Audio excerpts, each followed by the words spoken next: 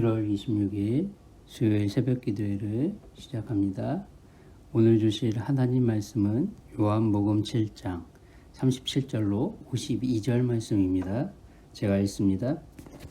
명절 끝날 곧 큰 날에 예수께서 서서 외쳐 이르시되 누구든지 목마르거든 내게로 와서 마시라. 나를 믿는 자는 생경의 이름같이 그 배에서 생수의 강이 흘러나오리라 하시니 이는 그를 믿는 자들이 받을 성령을 가르쳐 말씀하신 것이라. 예수께서 아직 영광을 받지 않으셨으므로 성령이 아직 그들에게 계시지 아니하시더라. 이 말씀을 들은 무리들 중에서 어떤 사람은 이 사람이 참으로 그 선지자라 하며 어떤 사람은 그리스도라 하며 어떤 이들은 그리스도가 어찌 갈릴리에서 나오겠느냐. 성경에 이르기를 그리스도는 다윗의 씨로 또 다윗이 살던 마을 베들레헴에서 나오리라 하지 아니하였느냐 하며 예수로 말미암아 무리 중에서 쟁론이 되니 그 중에는 그를 잡고자 하는 자들도 있으나 손을 대는 자가 없었더라. 아랫사람들이 대제사장들과 바리새인들에게로 오니 그들이 묻되 어찌하여 잡아오지 아니하였느냐. 아랫사람들이 대답하되 그 사람이 말하는 것처럼 말한 사람은 이때까지 없었나이다 하니 바리새인들이 대답하되 너희도 미혹되었느냐? 당국자들이나 바리새인 중에 그를 믿는 자가 있느냐?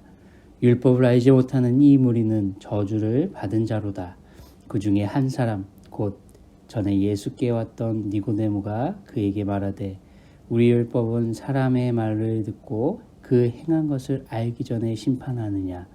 그들이 대답하여 이르되 너도 갈릴리에서 왔느냐. 찾아보라. 갈릴리에서는 선지자가 나지 못하느니라 하였더라. 아멘.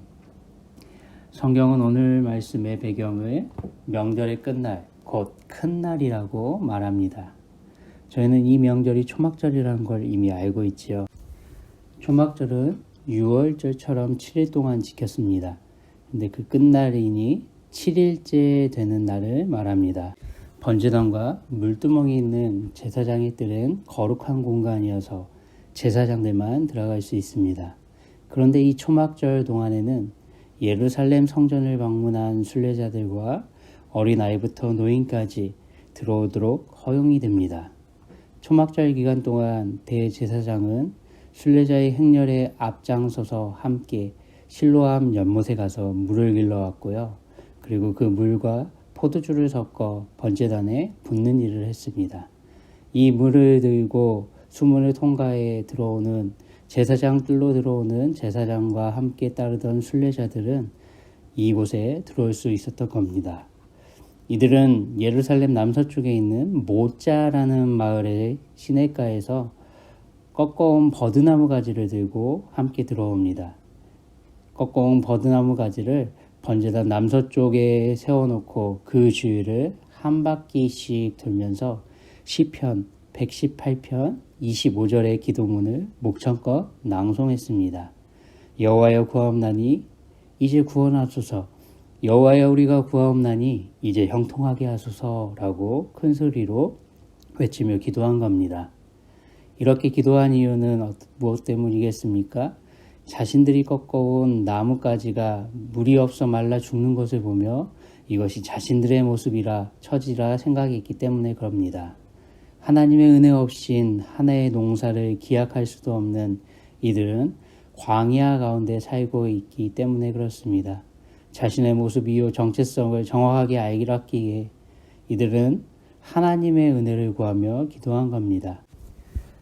젖과 꿀이 흐르는 땅은 하나님의 은혜가 있을 때만 가능한 거니까요.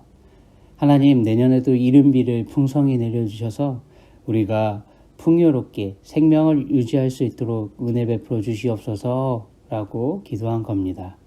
그래서 초막절 마지막 날인 유대인들은 호산나 라바라고 불렀습니다. 즉 다른 날과는 다른 큰 구원의 날이라 부르며 내년을 기약하고 간절히 소망한 겁니다. 그래서 매일 하루하루 한 바퀴씩 돌던 것과 달리 이들은 7바퀴를 돌았습니다. 평소엔 제사장에게만 허용되던 그 거룩한 공간이 이스라엘의 모든 남자와 여자들, 심지어 어린 아이들에게까지 들어와 행사에 참여하는 초막절의 마지막 날이었기에 성전 안은 그 어떤 때보다 흥분과 감격이 격양된 사람들이 목청을 높여 외쳐 말하는 많은 사람들이 이미 가득 찼습니다. 그래서 우리 예수님도 큰 소리로 외쳐 가르치실 수밖에 없었던 겁니다. 37절, 38절 명절 끝날 곧 큰 날에 예수께서 서서 외쳐 이르되 누구든지 목마르거든 내게로 와서 마시라. 나를 믿는 자는 성경의 이름과 같이 그 배에서 생수의 강이 흘러나오리라 하시니. 아멘. 우리 예수님은 많은 무리를 향해 큰 소리로 외쳐 가르치실 수밖에 없었던 겁니다. 자신들이 꺾어온 가지가 죽어 메마르고 비틀어져 가는 그것을 바라보는 무리들을 향해 우리 예수님은 가르치신 겁니다. 예수님 자신만을 믿는 자에게 성경이 약속한 것처럼 그 배에서 생수의 강이 흘러나오게 하겠다는 그 말씀을 말이죠. 그런데 구약 성경엔 예수님이 말씀하신 근거가 되는 말씀은 없습니다. 성경에 배에서 생수의 강이 흘러나온다 하겠다는 말씀은 없다는 거죠. 아마도 우리 예수님은 성령을 부어주시겠다는 구절들과 물에 관한 여러 성경의 구절들을 연상하시고 말씀하신 것 같습니다. 요한은 그래서 이렇게 정리합니다. 39절 이는 그를 믿는 자들이 받을 성령을 가리켜 말씀하신 것이라. 이렇게 말이죠. 아멘 아닙니까? 구약에서 배는 사람들의 심층부, 즉 생각이나 양심 혹은 인격에 근원되는 것을 가리키거든요. 가장 깊은 곳, 따라서 배는 인간 자체를 라고 우리는 생각할 수도 있습니다. 자신의 존재는 비워지고 그 안에 성령이 충만해서 그리스도를 믿고 구원의 기쁨과 감격이 충만한 삶을 살게 되는 영적인 능력이 흘러넘치도록 역사한다는 걸 우리 예수님은 배에서 생수의 강이 흘러나온다고 말씀하신 겁니다. 에스겔서 11장 19절 내가 그들에게 한 마음을 주고 그 속에 새 영을 주며 그 몸에서 돌 같은 마음을 제거하고 살처럼 부드러운 마음을 주어 똑같은 내용이 36장 26절에도 있습니다. 또 새 영을 너희 속에 두고 새 마음을 너희에게 주되 너희 육신에서 굳은 마음을 제거하고 부드러운 마음을 줄 것이며 아멘. 성령 하나님의 사역을 통해 우리를 이렇게 만드실 거라 우리에게 이런 은혜 주실 거라 약속된 말씀대로입니다.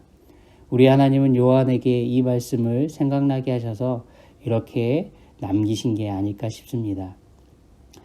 무리들은 초막절을 지키며 각자 소원했던 대로 우리 예수님을 다르게 바라보고 받아들였습니다.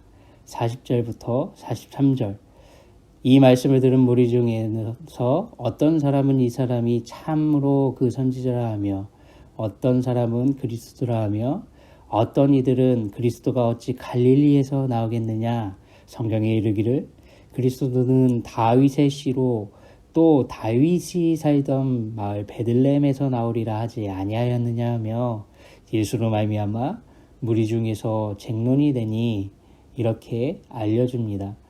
어떤 사람은 선지자 모세와 같은 선지자로 받아들였다 말하고 어떤 사람은 그리스도라 말합니다. 또 어떤 사람들은 이것에 반박하듯 어떤 갈릴리 출신의 예수님을 평가절하하고 무시하면서 다윗의 씨로 베들레헴에서 메시아는 날 거라고 말하며 논쟁했다고 말하고 있습니다. 저희가 주목할 점은 52절의 모습입니다. 그들이 대답하여 이르되 너도 갈릴리에서 왔느냐 찾아보라 갈릴리에선 선지자가 나지 못하느니라 하였더라. 이렇게 하인들에게 아랫사람에게 말하는 대제사장과 바리새인들에게 우리는 주목해야 합니다. 우리 예수님의 고향은 갈릴리 맞지요. 분명히 갈릴리에서 많은 이적과 표적을 보이셨다고 성경은 말합니다. 유대 사방에서 사람들, 병자들이 찾아왔고 고쳐달라 해서 부탁드렸을 때 우리 예수님은 고쳐줬다 말하죠. 우리 예수님은 왜 갈릴리 지방에서 많은 일을 행하셨을까? 우리 예수님은 철저하게 말씀대로 사셨기에 그렇습니다. 이사야 9장 1절 2절의 말씀대로 전에는 고통받던 자들에게 흑암이 없으리로다. 옛적에는 여호와께서 스불론 땅과 납달리 땅이 멸시당하게 하셨더니 후에는 해변길과 요단 저쪽 이방의 갈릴리를 영화롭게 하셨느니라. 흑암에 행하던 백성이 큰 빛을 보고 사막의 그늘진 땅에 거주하던 자에게 빛이도다. 이 빛은 바로 우리 예수님 아닙니까? 마태는 그래서 예수님의 행적을 이렇게 말합니다. 마태복음 4장 12절로 14절에 예수께서 요한이 잡혔음을 들으시고 갈릴리로 물러가셨다가 나사렛을 떠나 스불론과 납달리 지경 해변에 있는 가버나움에 가서 사시니 이는 선지자 이사야를 통하여 하신 말씀을 이루려 하심이라 일렀으되 라고 하며 방금 읽어드린 이사야서 9장의 말씀을 인용하여 정리합니다. 우리 예수님은 이렇게 철저하게 말씀을 성취하시는 삶을 사셨습니다. 그래서 세계 역사를 주관하시는 우리 하나님께서 가이사 아구스도를 통해 고향에 가서 호적하라는 명령을 내리게 하시고 베들레헴에서 태어나셨습니다. 그리고 말씀대로 갈릴리 땅에 구원의 빛을 비춰주시기 위해 그곳에서 자라시고 사역도 하신 겁니다. 우리 예수님은 철저하게 말씀대로 온전히 사셨습니다. 그런데 말씀에 능통했다 자부하고 교만했던 대제사장들과 바리새인들, 서기관들은 말씀대로 온전히 살지는 않았습니다. 그래서 우리 하나님은 한밤중에 찾아왔던 산헤드린 공회의 관원이며 바리새인인 니고데모를 통해 그들의 모습을 지적하고 계신 겁니다. 51절 우리 율법은 사람의 말을 듣고 그 행한 것을 알기 전에 심판하느냐? 바로 배에서 생수의 강이 흘러나오도록 하실 수 있는 분이 예수님이시라는 것을 니고데모는 알고 믿음으로 예수님을 변호함으로 자신의 신앙을 드러내게 하신 겁니다. 우리 하나님은 율법을 호언장담하며 안다고 호언장담하며 율법을 모르는 무리들을 저주하고 정죄하는 이들의 교만이 자기 스스로를 정죄하게 하신 겁니다. 왜 그럽니까? 우리 하나님은 이렇게 살라고 신명기를 통해 말씀하시거든요. 쌍방간 공정히 판결하라고 말씀하셨고요. 외국인에게, 타국인에게도 똑같이 대하라고 말씀하십니다. 외모로 보지 말고 사람들의 낯을 두려워하지 말며 공정하게 하나님처럼 대하라 말씀하셨거든요. 신명기 1장 16절, 17절의 말씀에 나와 있습니다. 여러분, 저희들 모두에게도 영원히 목마르지 않는 생수의 강이 흘러나오는 은혜가 이미 예수님을 통해 받은 줄 믿습니다. 그럼에도 부족하고 연약한 우리의 옛 습관을 따르기에 저희는 여전히 호산나 라바라고 불리는 여호와의 큰 구원의 날이 임하길 소망하는 마음으로 하루하루를 살아가고 있는 줄 믿습니다. 그렇다면 저희는 어떻게 살아야 합니까? 니고데모의 모습처럼, 아니 우리 예수님의 모습처럼, 삶처럼 살아야 할 줄 믿습니다. 말씀이 인도하는 대로 철저히 말씀대로 순종하기 위해 말씀을 바로 알고 적용하는 수고와 노력이 있어야 할 줄 믿습니다. 오늘도 내주하시는 성령 하나님의 인도하심에 바르게 순종하시는 삶 되시길 예수님의 이름으로 축원합니다. 제가 기도합니다. 하나님 아버지, 여전히 저희 안에는 말씀에 대한 갈급함과 하나님 말씀대로 살고자 하는 소망이 가득합니다. 예수님을 통해 주신 영생을 소유한 하나님의 백성이기에 우리 하나님께서 우리에게 이런 삶을 허락해 주실 줄 믿습니다. 오늘 하루도 부족하고 연약한 저희들을 가르치시고 생각나게 하시고 마땅히 할 말을 더해 주시며 인도해 주실 성령 하나님의 인도하심을 온전히 따르도록 우리에게 은혜 베풀어 주시옵소서. 존귀하신 예수님의 이름으로 기도드립니다. 아멘.